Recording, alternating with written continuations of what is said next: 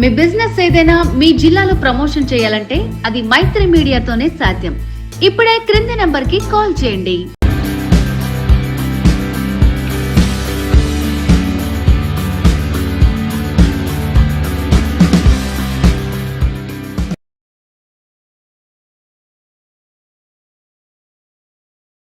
మేషరాశి వారికి ఏప్రిల్ మాసంలో ప్రథమార్థంలో అద్భుతమైన రాజయోగ గ్రహ గమనాలు ఉన్నాయి.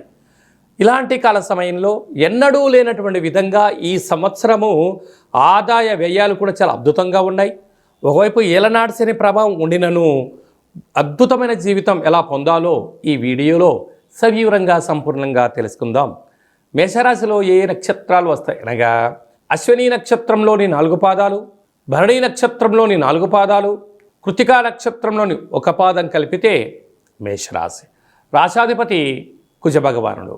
ఏడాది తర్వాత శుక్రభగవానుడు రాశిలోనే సంచారం చేయడం వలన నూతన వస్త్రాలు, బంగారు ఆభరణాలు, తీర్థయాత్ర కార్యక్రమాలు, బంధుమిత్రు స్నేహితులతో ఆనందకరమైన జీవితాన్ని పొందబోతున్నాడు.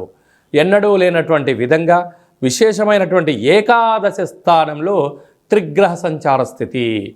ఏడాది తర్వాత రవి భగవానుడు మీనరాశిలో శని భగవానుడితో సంచారం చేస్తున్నాడు కనుక మేషరాశి వారు తప్పక పాటించాల్సిన మొదటి అంశం ఏమిటనగా మీ జన్మ నక్షత్రం రోజున పూర్ణిమ, అమావాస్య తిథుల యందున, అష్టమి తిథి యందున ముఖ్యమైన పనులు మాత్రం ఆచరించవద్దు.